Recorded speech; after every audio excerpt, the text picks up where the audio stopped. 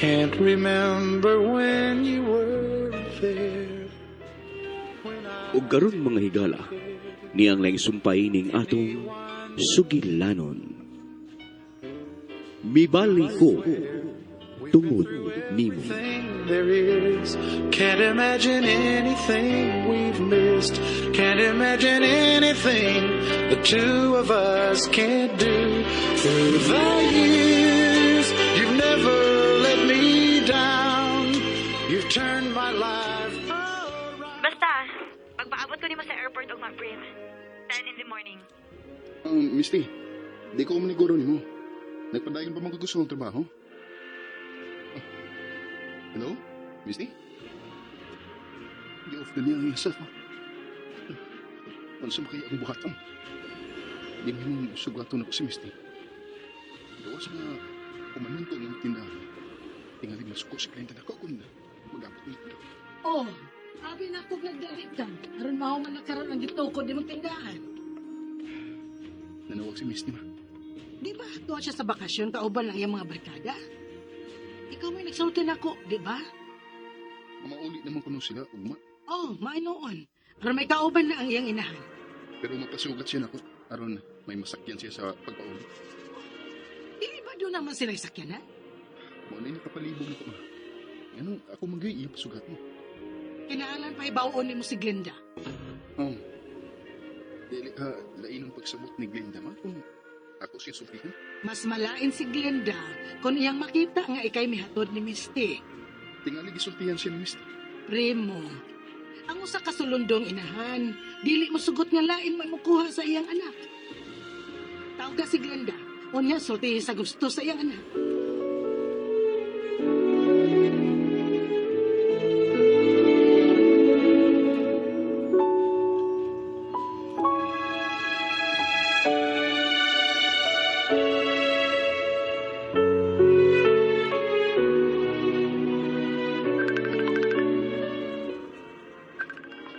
Tingali may balik sa pagpanawag si Misty. Oh, si Primo ang nanawag. Ang stalker. Saan kaya ang tuyo? Bago ka tubago na yan. Hello? Salamat kayo mo kung itabag. Island na ilang pagsabot mo pagpanawag. O sa may imong tuyo? Dali kay busy ko. Nanawag si Misty. Kaya magpakuha si Sir. Kuma. Yan ay ilan. Ikaw gikitaw ni Misty? Kuwasa ko ba sa'yo nang nanawag siya? Kaya di mo ko gusto nga masuk na ako. Iya pa'y bawat ka. Pero ayaw sa tiya si Misty. Mura niya ako tuyo mo. Kadiyot lang. Nga. Nagkaminos ka sa akong anak. Of course not. Nagtuo ka nga na ibog yun mong maayo si Misty o ingon ng gipagkarpo na. Ikaw ay gusto ko mga ako na. Pero may katumanan na akong pagbalik. Iapingan ko si Misty. Nood kay imo si Manat. Di kong katugot na may magbinuwag. Inibawat mo masakitan ka. Basta ang kipibawat ang ano. Huwag mo lang ginang iabot alas 10 sa pagkat. Di-off na niya sa... Nganong simple mo maiyang bitawagan aron siya ko kapag. Nihangyo ko niya nga ako siya sugaton, pero may balibad si Miss. Sibot pa sabot niya. Dili niya pasadyaan si Misty. Nangibog na kaha ang akong anak. Ug si Primo pag iyang gikaibkat. No.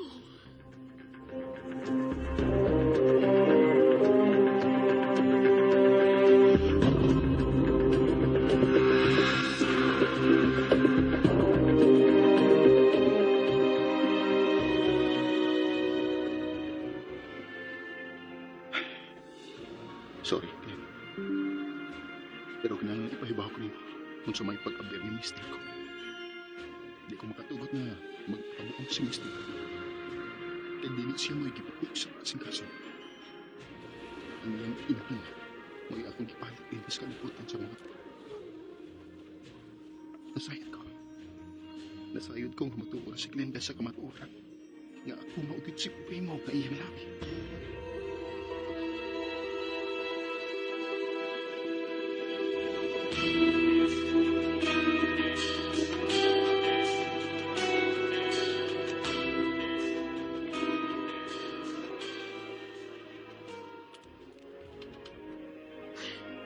Dili lang ako tawgon si Misty. Aron magpakisayod kung tinuod pa nga nanawag siya ni Primo. Aron magpasukan. Ugma, buad ako sa airport. Kung doon na siya pangitaon dito, nagpasabot lang na tinuod ang gisulti ni Primo.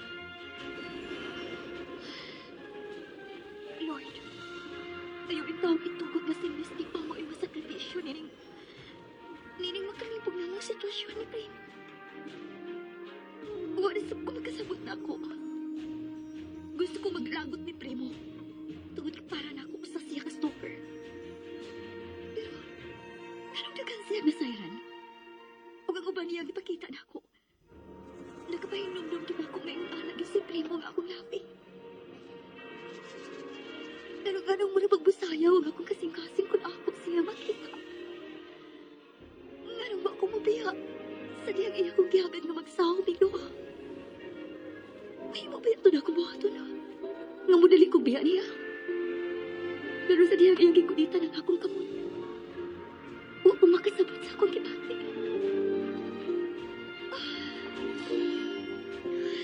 God. Giyahin taon ko sa amay ko buhaton. Patay na si Primo nga akong labi. Patay na siya.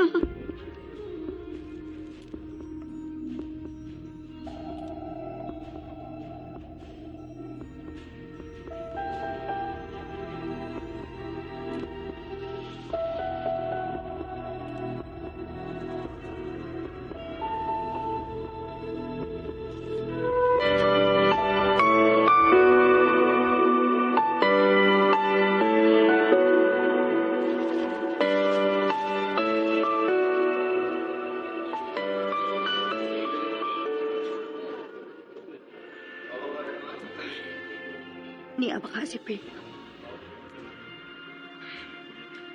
Wala na ako siya tawag kagusta. Kaya maugay akong gipaapot na iya kong schedule. Niya baka siya. May gipaabot ka ba, Misty?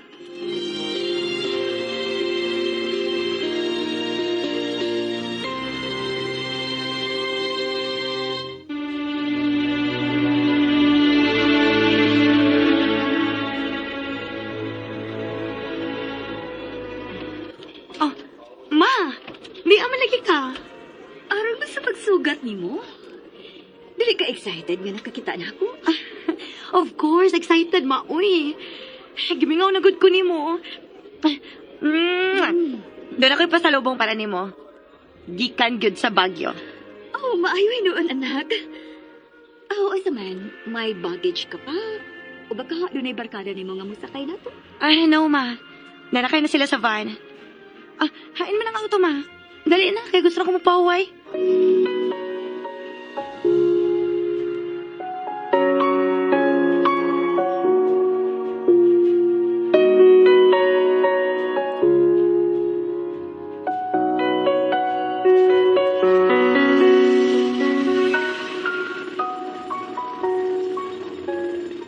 Hapit na gyud maablihi ang tindahan para sa housing materials, nak.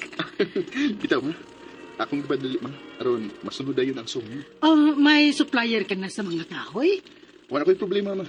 Ay, hapit tumatay maghuman ang imong tindahan, Primo. Nung nian naman sad ka nagsamok-samok? Yan. Nang samtaw ka, Mrs. May. Pag samok-samok pa di ay kung mamisita ko sa inyong hapit na mahumang tindahan. For all you know, ano ko mga pray, nagtukod daw niya na ako sa akong the most improved convenience store. Wa mi magkinahanglan sa imong halin. Sa pihan niya makabukog. Nabukog di ka.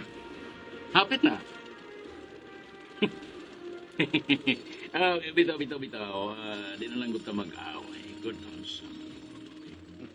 Nga naman. Pambukos na sagat si mong tuyo bayan sa inahan. Wa mo tinggal idautan ana, Primo. Busy ba ko sa kong negosyo? Busa, di ko mahimo mo entertain o way na na issue. Ma, Ay, ikaw ay mahibaw ang mga tubang niya. Makikitawagan pa ko. Primo. Magsulti una ta dong. bisag indayon pa na ni Mos Primo. Dili na to makadungog. Og dili ka na balikon kay dili ka importante para niya. Sa?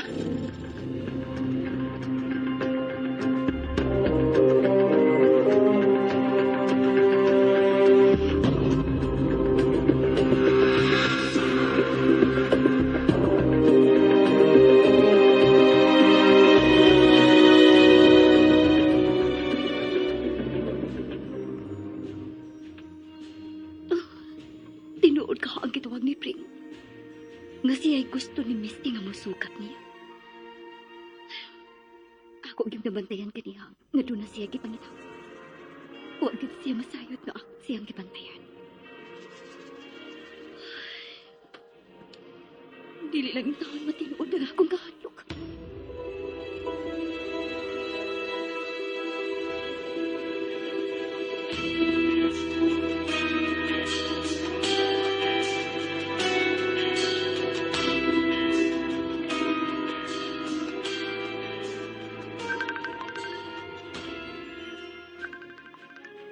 Ang ako cellphone. Si Misty. Misty, Huwag ka mo sa airport. please, sabda ko. Importante kaya ang akong mga gitrabaho karon. Apit na mong mahuman ang akong tinahan. Busa, di ko mahimong biyaan. Doon na kami mga tao nga mupahuman sa imong tindahan. Oo, pero naginahan lang din sa akong pag-supervise, Misty. Sorry gid kayo, ha? Okay lang. Now I know. Ngaon sa? Dili ko mo priority. Nganong di good? Nato lang yun nga importante pud kayo nga akong trabaho karon. Sorry na. Okay ra. Diyan naman sa usa mo. Mao ba? Kasi may nakuha nimo. Ang akong mother dear. Oh, mo pa sing sultihan sa oras sa mabot sa airport? Wa mi makasulti si mama nimo. Busy lagi kay ko. Nganom day. Oo. Sige. Busy man ka. Bye na. Misty, sorry good. Gi-off na niya ang cellphone.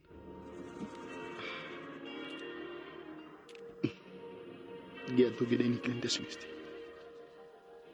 Sorry na gid, Misty. Di lang ko gusto nga masuko na ko ang imong inahay.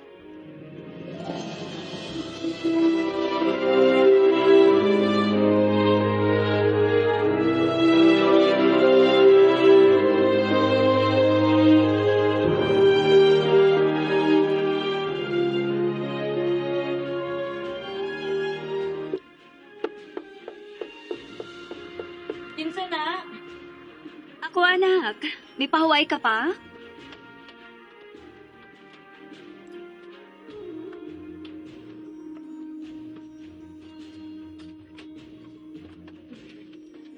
Sorry, ma. Gikapoy lang kid ko.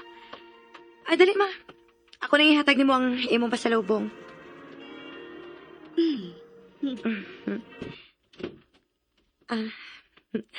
Look, ma. Ganahan ka ini? Wow! Kanino tining jacket, nak? Huwag na akong ganahan. Walang matiming, ma. Kay sobra kainit ang panahon dinis ato. Ako ning masulob sa office. Kay baka payak ka. Grabe sab kayo yung aircon dito. Thanks, anak. Ka-thoughtful gid sa akong baby. Pinangga gud ko nimo, ma. Giinsaktuhan gyud ko nimo sa compound dito sa Baguio. Ikaw cute. Nagkasabot na ba mo sa imong mga barkada kung asa mo magpa-enroll? Doon nag-iuban mga may avail of scholarship. So, ato sila sa government school. Well, okay naman ang government school. Unya, sa may imong kuhaon? Civil engineering, ma. Unsa?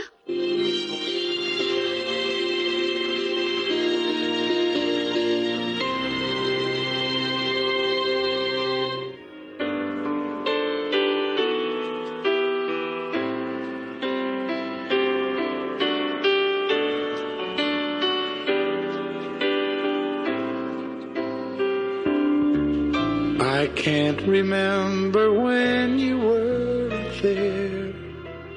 When I Dili kaha makapugong si Glenda sa pagabation ni Misty. Mga kasama at ni ang laing pang mga sumpay ning atong sugilanon. Mibali ko tungod nimo. Laing dalit ka nato sa RMN Drama.